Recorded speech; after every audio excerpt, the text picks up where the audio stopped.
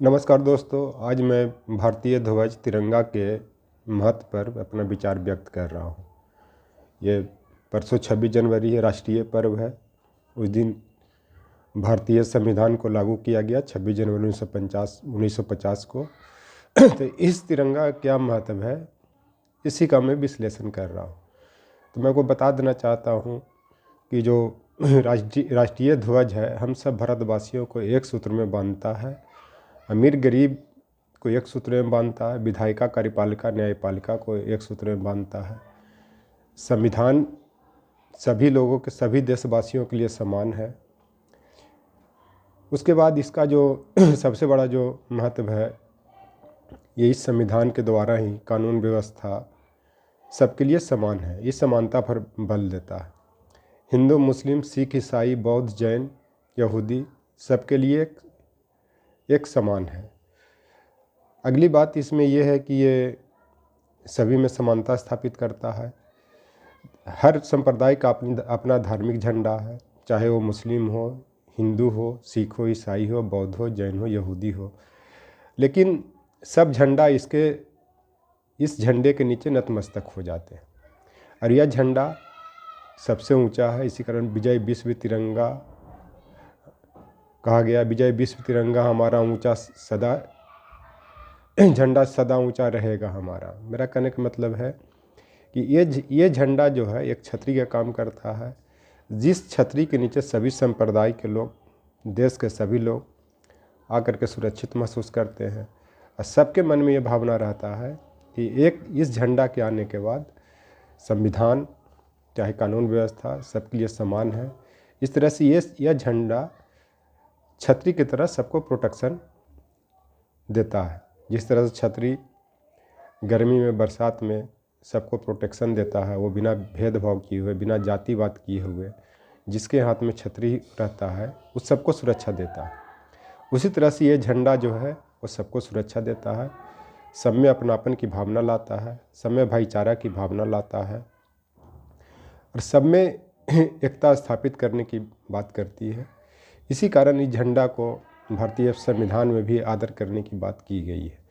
जो भारतीय संविधान के भाग 4 क में अनुच्छेद 51 क के अंतर्गत भारतीय संविधान राष्ट्रीय ध्वज को समान करने की बात की गई। इतना ही नहीं, अगर कोई व्यक्ति इस झंडे को अगर अपने कमर के नीचे अगर इसको बांधता है तो इस पर कानूनी कार्रवाई भी की जा सकती है और उसको सजा मिल सकती है। ये माननीय सर्वोच्च न्यायालय का आदेश आ चुका है। इस तरह से ये जो झंडा का जो महत्व है हमारे जीवन में, हमारे देश में, हमारे समाज में, इसी से अंदाज़ा लगाया जा सकता है कि सभी धर्म के झंडे इस झंडे के नीचे झुक जाते हैं। चाहे चूँकि ये लोकतंत्र है, धार्मिक स्वतंत्रता की बात है, इस कारण हर संप्रदाय के लोग को, हर पंथ के लोग को अपने झंडा को रखने का अधिकार है। लेकिन इस झंडा के आगे सब झंडा नतमस्तक हो जाएगा। इसी कारण भारतीय संविधान में भी पंथ निरपेक्ष की बात की गई है।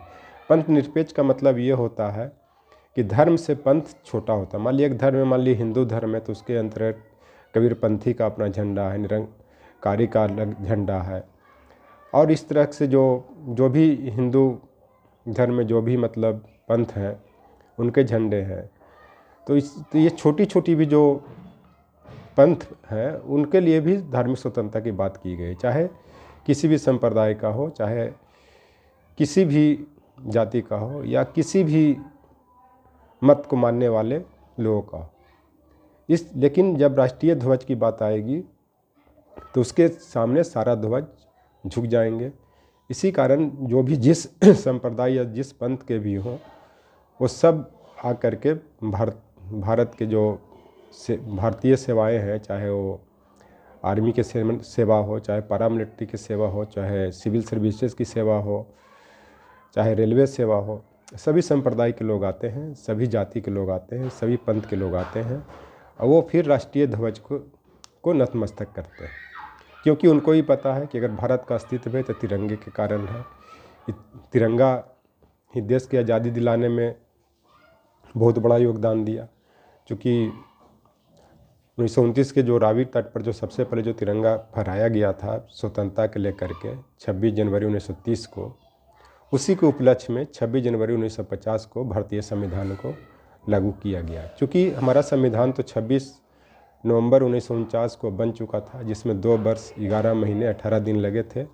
लेकिन उस दिन जो रावी तट पर जो जवाहरलाल नेहरू ने इस झंडा को फहराया था, उसी को उपलक्ष्य में इस झंडा को ही मान्यता देने के लिए संविधान को लागू करने के दिन या संविधान को लागू कर 26 जनवरी 1950 को किया गया। ये झंडा को महत्व आप समझ सकते हैं कि अगर हमारा संविधान का बुनियाद है तो तिरंगा झंडा से है।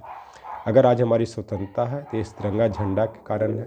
अगर हम भारतवासियों में भाईचारा है, सांप्रदायिक सौहार्द है, तो इस झंडे के कारण है। लेकिन आज के समय में जो संवैधानिक और वैधानिक पद पर बैठे हुए, चाहे मंत्री हो, चाहे प्रशासक हो, चाहे देश के मुखिया हो, सब किस तरह से इस तिरंगा झंडा को एक तरह से अपमानित कर रहे हैं या मखौल उड़ा रहे हैं इस झंडा का। ये किसी से छिपी हुई बात नहीं है।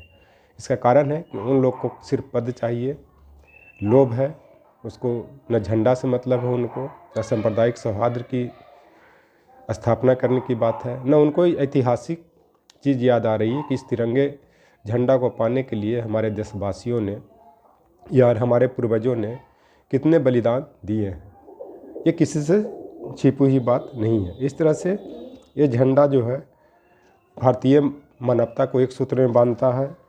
इसी तिरंगा के देन है कि आज देश कानून और संविधान से संचालित हो रही है। क्योंकि सबसे बड़ा जो सर्वोच्च जो धार्मिक ग्रंथ है भारत का, वो संविधान है।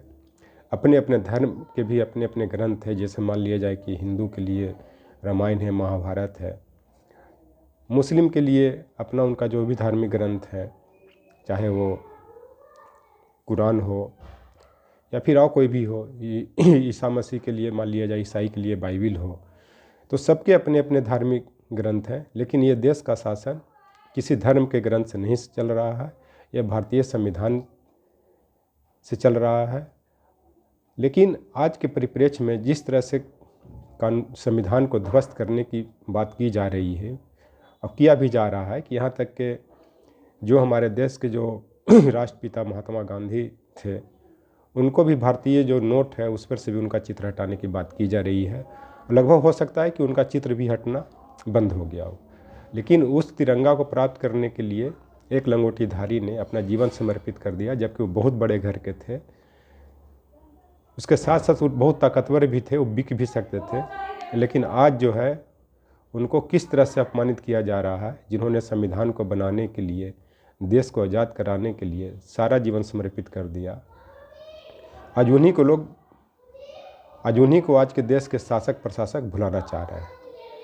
तो आप इसी से अंदाज लगा सकते हैं कि भारतीय ध्वज को किस तरह से अपमानित किया जा रहा है। यह जो ध्वज है सत्य और न्याय की भावना का प्रतीक है, क्योंकि सत्य मेव जयते भी कहा जाता है, जो मुंडूपक उपनिषद से लिया गया है, और जो आपके सारनाथ का जो अशोक का जो स्तंभ है वहाँ से लिया गया है। सत्यमेव जयते का कहने का अर्थ होता है हमेशा सत्य का ही विजय होता है। जो सत्य और न्याय के बल पर लड़ता है उसी की विजय होती है। इसका उदाहरण हमारे देश के राष्ट्रपिता महात्मा गांधी है, जिन्होंने सत्य और न्याय के बल पर लड़ाई लड़ी और अंग्रेज़ों को अंततः भारत से भगाया। लेकिन आज उसी महात्मा गांधी को लोग किस तरह से टीका टिप्पणी करके हटा रहे हैं, भारतीय मुद्रा पर से भी, और हो सकता है धीरे धीरे हर जगह से हटा दिया जाए। एक तरफ तो उनके जन्मदिन पर स्वच्छता दिवस मनाने की घोषणा करते हैं, दूसरी तरफ इस तरह से इनको अपमानित किया जा रहा है। इसी सत्य और न्याय को हर भारतवासी तिरंगा के माध्यम से फहराता हुआ ऊंचा देखना चाहते हैं कि सत्य और न्याय हमेशा ऊंचा रहे, जिस तरह से तिरंगा ऊंचा फहर रहा। यह विजय सत्य और न्याय के रूप में हो, जो विजय हो, जो भी मैंने संविधान का विजय हो, चाहे शासक का जो भी करना हो, सत्यमेव जयते के आधार पर हो। और दूसरी चीज़ जिसमें मैं आपको बता देना चाहता हूँ कि इस तिरंगा पर सभी संप्रदाय, सभी जाति, सभी पंथ का समान रूप से अधिकार है, न कि किसी को ज़्यादा अधिकार है न किसी को कम है। हो सकता है कि जिस तरह से आज देश का माहौल है, जिस तरह से महात्मा गांधी का चित्र भारतीय नोट पर से हटाया जा रहा है, हटाने की बात हो रही है, हो सकता है कि लोग आने वाले समय में तिरंगा का भी रूप बदल सकते हैं, इसमें किसी को संशय नहीं होना चाहिए।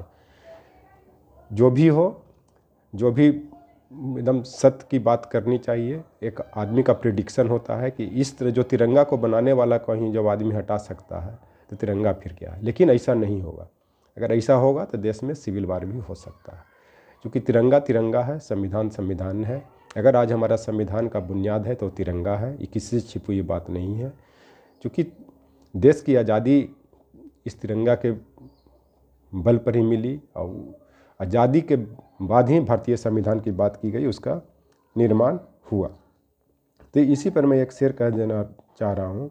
गूंज रहा दुनिया में जय हिंद का नारा, चमक रहा है आसमान में तिरंगा हमारा। जय हिंद मतलब जय हिंदुस्तान, जय भारत, ये दुनिया में गूंज हो रही है, इसी के कारण, तिरंगा के कारण। और जो आज हमारा जो आसमान में जो तिरंगा लहरा रहा है वो तिरंगा के कारण। वो आसमान में तिरंगा लहराने का मतलब है कि भारत का जो अर्थव्यवस्था में तीसरे स्थान पर, या जो भारतीय लोग बहुत अच्छा प्रदर्शन कर रहे हैं, अर्थव्यवस्था मजबूत हो रहा है, भारतीय सेना मजबूत हो रही है, भारतीय मुद्रा मजबूत हो रही है, भारतीय लोग मजबूत हो रहे हैं, ये सब तिरंगा की ही देन है। और ये तिरंगा जो है विश्व में मजबूती के साथ हमें उभार रहा है। चाहे वो ऐसे भी जो भी विश्व में जहाँ पे भी विदेशी राजदूत रहते हैं या एम्बेसी है, वहाँ हर जगह देश का तिरंगा ही लहराता है। इसमें किसी को संशय नहीं होना चाहिए। जो तिरंगा को जो महत्व है वो किसी भी धर्म के झंडे का महत्व नहीं है। इसी पर एक शेर और है, दिल में जोश खून में रवानी, मुल्क की पहचान है तिरंगे में, न झुका है न झुकने देंगे, हमारी जान है तिरंगे में। इस कारण मैं जो भी अगर इस तरह के जो कदम उठा रहे हैं, या राष्ट्रपिता महात्मा गांधी का फोटो जो नोट पर से या और जगह से हटा रहे हैं, और तिरंगा को लिए कोई ऐसा चीज़ नहीं सोचें कि तिरंगा में ये बदलाव करेंगे, क्योंकि नहीं, मुल्क कभी झुका है न झुकेगा। वो अलग चीज़ है कि परिस्थितियाँ बदली, आपस में फूटे। जैसे स्वतंत्रता के आंदोलन की लड़ाई में हिंदू महासभा, देश की जो राजा महाराजा थे अंग्रेज़ों के पक्ष में चले गए, मुस्लिम लीग भी चले गए, इसके कारण थोड़ा सा अपमानित हुआ। और फूट डालो शासन करो के कारण उस बहुत दिनों तक ये भारत गुलामी के जंजीरों में जकड़ा रहा। लेकिन अब ये देश न झुकेगा, नहीं, मेरा मुल्क झुकेगा। मेरा मुल्क, मेरा देश, मेरा है वतन। और इसी पर एक और भी शेर जो है, सरफरोशी की तमन्ना आज हमारे दिल में है, देखना एकदम कितने बाजियों में। तो मैं आपको बता देना चाहता हूँ कि इस देश के जो शेर इस तरह के जो कहेंगे, जो भी जिस तरह के भी अपने अपने लैंग्वेज में बोले हैं, वो तिरंगा को लाज बचाने के लिए, तिरंगा को महत्व को समझते हुए सांप्रदायिक सौहार्द स्थापित करने के लिए बोले हैं। Thank you.